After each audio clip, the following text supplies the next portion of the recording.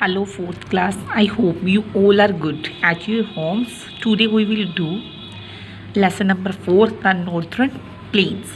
Northern Plains यानी कि उत्तरीय मैदानों के बारे में पढ़ेंगे। प्लेन क्या होते हैं? फ्लैट एरिया ऑफ लैंड, जो हमारे एरिया का फ्लैट, ठीक है जी, लैंड होती है उसको क्या बोलते हैं? प्लेन्स बोलते हैं। हमारी जो प्लेन्स हैं वो पंजाब से लेके असम तक, ठीक है, हैं फैले हुए हैं। पंजाब से लेके असम तक फैले हुए हैं। जो ये प्लेन्स हैं कहाँ पे लोकेटेड है? साउथ ऑफ द हिमालयास के साउथ में लोकेटेड है। इनका जो फैलाव है वो कितना है? 2400 किलोमीटर। और ये कितने वाइड है? 150 से लेके 300 किलोमीटर तक वाइड है। ये अपने साथ कौन सी स्टेट्स को कवर करती हैं? Punjab, Haryana, Uttar Pradesh, Bihar, West Bengal and parts of Assam. बहुत नदियाँ कहते हैं जो कि हिमालय पर्वतों से निकलती हैं और इन्हीं प्लेन्स के अंदर बहती हैं। इनको क्या बोलते हैं? They are perennial rivers. कहते हैं इनको क्या बोलते हैं? पैरेनल रिवर्स बोलते हैं, जिनके अंदर सारा साल पानी रहता है। जिन नदियों के अंदर सारा साल पानी रहता है, ये सारा साल बहती हैं। इन वाटर के साथ कहते हैं these rivers carry sand, soil and small bit of rocks. कहती है अपने साथ साथ क्या कैरी करती हैं? सैंड, सॉइल और हल्के छोटे छोटे चट्टानों के टुकड़े भी कैरी करती हैं। और इस फाइन सॉइल को अपन क्या कहते हैं? एलुवियम कहते हैं। दिस काइंड ऑफ सॉइल, कहते हैं ये सॉइल होती है, is very good for growing crops, हमारी फसलों के लिए बहुत अच्छी होती है। Thus these rivers make the plains fertile, ये हमारे प्लेन्स को उपजाऊ बनाती हैं, जिसके कारण यहाँ पे किसान फसलें लगाते हैं। एन एरिया, कहते हैं watered by a river and its tributaries is called a basin. An area, एक एरिया जिसको नदियों के द्वारा पानी दिया जाता है, और इस ट्राइब्यूटरीज, इसके ट्राइब्यूटरीज के द्वारा उसको क्या बोलते हैं? बेसिन बोलते हैं। यानी कि क्या बोलते हैं? बेसिन। नॉर्दर्न प्लेन्स के हमारे कितने बेसिन हैं? 3। गंगा बेसिन हमारा सेंटर में है, ब्रह्मपुत्र बेसिन इन ईस्ट में है, Sutlej basin in the west. Sutlej basin कहाँ पे है? वेस्ट में है। पहले अपन किसके बारे में पढ़ेंगे? गंगा बेसिन। राजी, जो गंगा नदी है ये has its origin in the Gangotri glacier high up in the Himalaya. जो गंगा नदी है वो कौन से ग्लेशियर से निकलती है? गंगोत्री ग्लेशियर से निकलती है।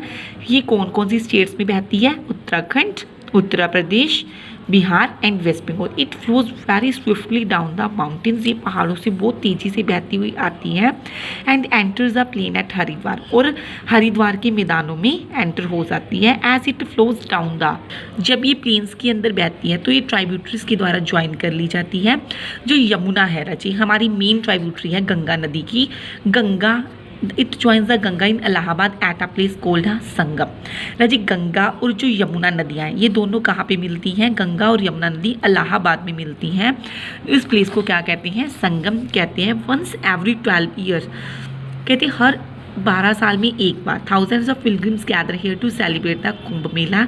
यहाँ पे क्या लगता है? हर 12 साल में यात्री आते हैं और यहाँ पे क्या लगता है? कुंभ मेला लगता है, जिसको वो सेलिब्रेट करती हैं। काफ़ी रेनफॉल होता है गंगा बेसिन के अंदर, बहुत बारिश होती है, इसीलिए जो ईस्टर्न पार्ट्स है कहते हैं वो ज़्यादा बारिश गेन करते हैं than the western parts. Western part से ज़्यादा यहाँ पे काफ़ी अच्छी फसल लगती हैं, जैसे like rice, wheat, sugar cane and jute. Water wells available in plenty, कहते हैं गंगा बेसिन के पास क्या है? वाटर बहुत मात्रा में अवेलेबल होता है। There are many wells and canals, इसीलिए यहाँ पे काफ़ी कुएँ और नहरें भी पाई जाती हैं। जो गंगा डेल्टा है वो लाइज इन द ईस्ट, वो कहाँ पे लाई करती है? ईस्ट के अंदर लाई करती है। Here it branches out into the Hooghly and the Padma reverse, ये 2 शाखाओं में बन जाती है, that is Hooghly and Padma.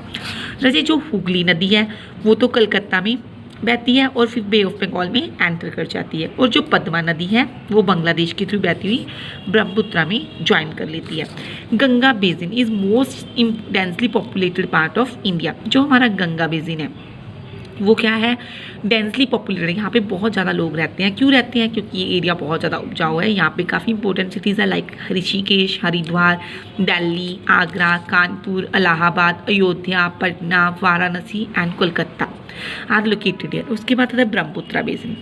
जो ब्रह्मपुत्र नदी है, जो हमारी ब्रह्मपुत्र नदी है वो कहाँ से ओरिजिन होती है? तिब्बत से, जहाँ पे इसको क्या बोलते हैं? टिसांगपुर रिवर भी बोलते हैं। It flows eastward and enters India in Arunachal Pradesh, ये ईस्ट की तरफ से बहती हुई इंडिया में अरुणाचल प्रदेश के थ्रू एंटर करती है। Then it flows through Assam, before entering Bangladesh, कहते हैं पहले असम में आती है, बांग्लादेश में एंटर करने से पहले। मॉनसून विंड्स, यहाँ पे भी मॉनसून विंड्स हैं, काफ़ी हैवी रेनफॉल करते हैं ब्रह्मपुत्रा बेसिन के अंदर। इन मॉनसून विंड्स के कारण नदियों में क्या आ जाता है, फ्लड्स आ जाते हैं और उसके आसपास एरिया में फ्लड्स आ जाते हैं। बट न सिल्ट, कहते हैं लेकिन जो fertile soil heavy flooding reverse की, तो मतलब फ्लड्स के थ्रू आती है, वो हमारी फसलों के लिए बहुत अच्छी होती है, just like a rice and jute.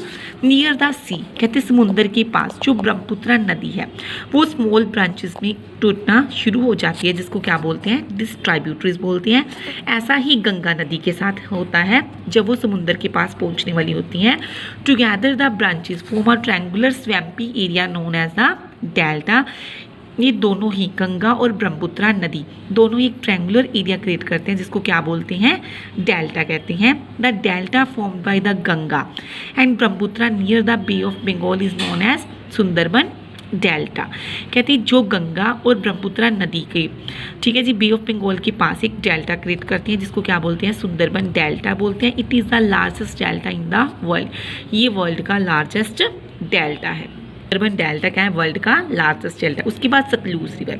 Sutlej river Tibet के पास ही मानसरोवर लेक से निकलती है। ये हिमाचल प्रदेश के थ्रू बहती है, पंजाब और हरियाणा में एंटर करती है। This region does not receive much rainfall, कहते हैं ये वाले एरियाज ज़्यादा बारिश की नहीं करती हैं। यहाँ पे किसान केनाल्स, रिवर्स और डैम्स पे निर्भर करते हैं अपनी खेती के लिए। The climate of Sutlej basin is very hot in summer. जो सतलुज बेसिन का क्लाइमेट है वो समर के अंदर क्या होता है, हॉट होता है, और एक्सट्रीमली कोल्ड इन विंटर, और विंटर के अंदर कोल्ड हो जाता है। The famous Bhakra Nangal dam, राजी ये हमारा क्या है, भाखड़ा नंगल डैम है, जिसमें क्या होता है, इसके थ्रू सतलुज नदी के ऊपर बना हुआ है ये। इसके थ्रू एक तो बिजली पैदा की जाती है और किसानों को फसलों के लिए पानी भी मिलता है। The Indira Gandhi canal which starts from the Sutlej, Indira Gandhi canal भी सतलुज से ही निकलती है, और ये क्या देती है, हमारे राजस्थान जैसे ड्राई एरियाज को वाटर भी देती है। Wheat, rice, sugar cane and cotton are the main crops grown in this region. यहाँ पे कनक, चावल, गन्ना और रुई जैसी फसलें लगाई जाती हैं। और यहाँ पे भी कुछ इंपॉर्टेंट सिटीज़ है इस एरियाज़ की, that is Amritsar, Chandigarh, Jalandhar, Patiala, Ludhiana and Ambala. Thank you all of you. You have to read about these 3 basins. You have to read about these basins carefully. Bye bye.